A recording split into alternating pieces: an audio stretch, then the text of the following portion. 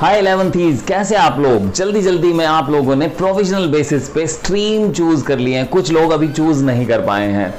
मैं यहाँ पे आपको कॉमर्स स्ट्रीम के बारे में कुछ बताने आया हूँ।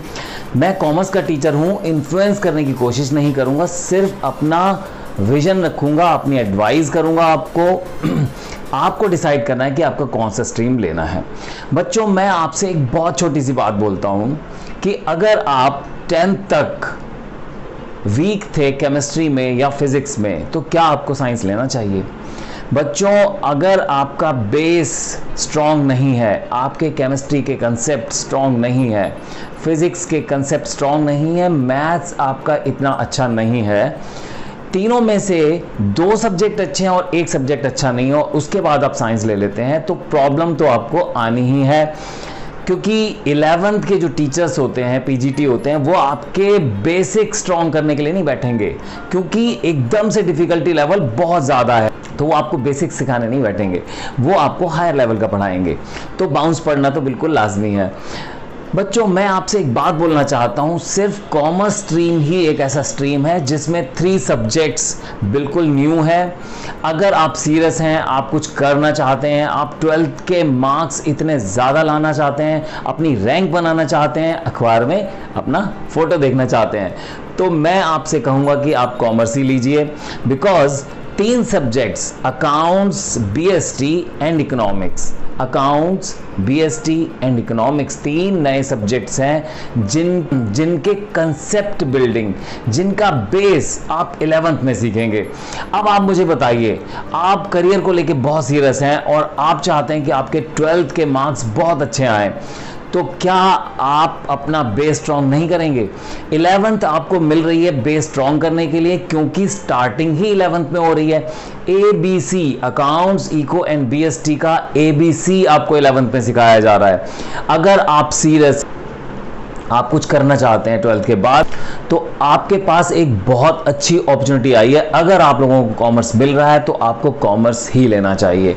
अब मैं आपको एक और बात बताता हूँ। आफ्टर 12th जब कॉलेज में आप एडमिशन के लिए जाते हैं, तो आपको बेस्ट 4 सब्जेक्ट्स के मार्क्स उसमें शो करने होते हैं कॉलेज में एडमिशन के लिए। यानी कि काउंटिंग जो होती है वो बेस्ट 4 मार्क्स सब्जेक्ट्स की होती है, ना कि 5 सब्जेक्ट्स की। तो ये बात बहुत सारे बच्चों को पता ही नहीं होती है। अब मैं आपको एक बात बोलता हूँ, सपोज आपका मैथ्स वीक है और आपने कॉमर्स के साथ मैथ्स ले लिया है, तो भी आप बच सकते हैं। आप अकाउंट्स, इकोनॉमिक्स, बीएसटी और इंग्लिश मस्ट होता है उन 4 सब्जेक्ट्स के अंदर, इंग्लिश मस्ट होता है। इंग्लिश के साथ अगर आपके 3 subjects, eco, accounts and BST, इनमें मार्क्स अच्छे हैं और अच्छे आने हैं, क्योंकि इनके बेसिक्स आपने 11th में बहुत अच्छे से सीखे थे, क्योंकि आपका तो ड्रीम था कि 12th में हमें बहुत अच्छे मार्क्स लाने हैं।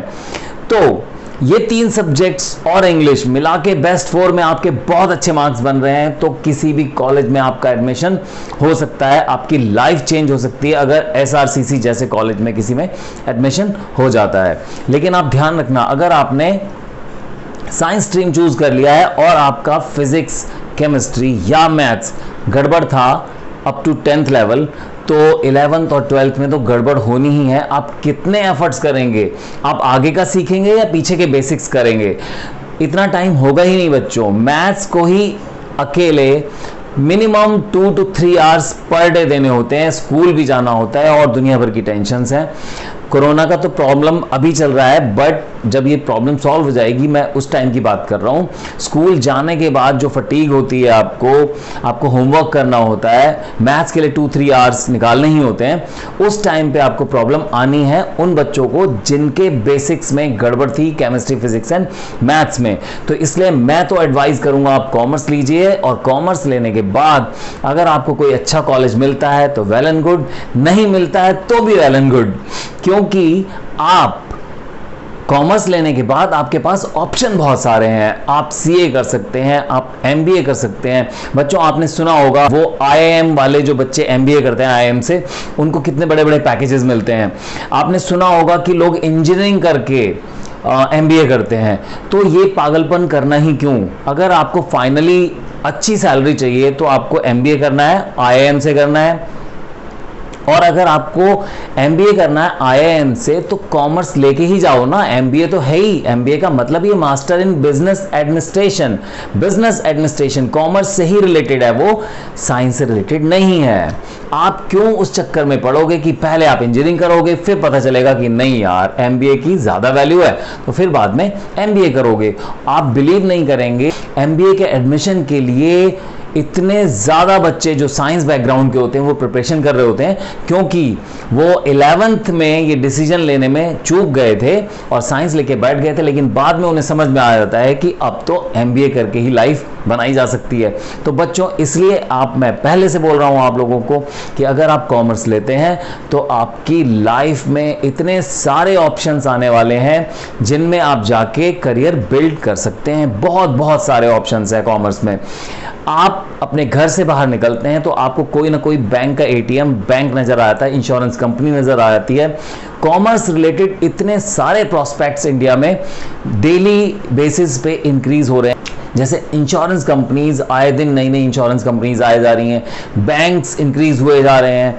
कॉमर्स में बहुत बहुत बहुत ज़्यादा अपॉर्चुनिटीज़ हैं जितनी साइंस में नहीं। एक गुड न्यूज़ और है आप लोगों के लिए कि अकाउंट्स, कॉमर्स में अकाउंट्स बहुत इंपॉर्टेंट सब्जेक्ट है। अकाउंट्स के मैं लगातार बहुत सारे वीडियोस लेके आने वाला हूँ, स्पेशली 11th के लिए। 12th के तो मेरे वीडियोस पहले से ही अपलोडेड हैं और मैं डाल रहा हूँ, लेकिन 11th के वीडियोस मैं बिल्कुल स्टार्टिंग से डालूंगा। तो इसलिए आप एक एक करके वो सारे वीडियोस देखते रहिए, और अगर आप चाहें तो मेरी ऑनलाइन क्लास भी ज्वाइन कर सकते हैं।